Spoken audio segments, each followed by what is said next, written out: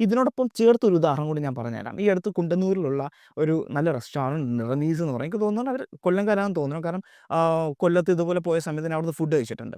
So കഴിഞ്ഞതിന് മുമ്പത്തെ ആഴ്ച നമ്മൾ പോകുന്ന സമയത്ത് അവിടെ നമ്മൾ പാർക്ക് ചെയ്തു. പാർക്ക് ചെയ്തതിന് ശേഷം നല്ല രീതിയിൽ ആ ചേട്ടൻ വന്നു. ഒരു കുടയൊക്കെ ആയിട്ടാണ് വന്നത്. മഴയൊന്നുമില്ല, വെയിലായിരുന്നു. എങ്കിലും ഒരു കുടയൊക്കെ ആയിട്ട് വന്നു. വെയിൽ കൊള്ളണ്ട എന്നുള്ള ഉദ്ദേശത്തിൽ തന്നെ നമ്മൾ കുഴപ്പമില്ല നടന്നോളാം എന്ന് പറഞ്ഞു. അദ്ദേഹം കറക്റ്റായിട്ട് ഡയറക്ഷൻ കാണിച്ചു തന്നു ഇവിടെ പാർക്ക് ചെയ്യേണ്ടതെന്ന്.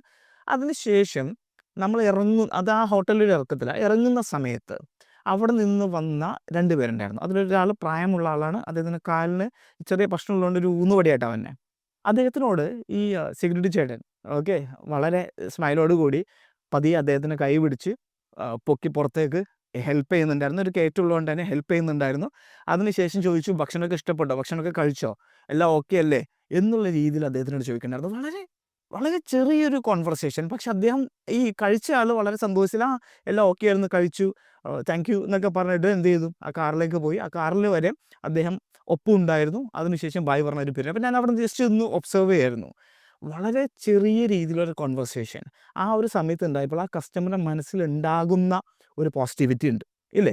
നമുക്ക് എല്ലാവർക്കും ഉണ്ടാവില്ലേ? സോ ആ ഒരു സംഭവം ഉണ്ടല്ലോ, അത് നമുക്ക് ക്രിയേറ്റ് ചെയ്യാൻ പറ്റണം.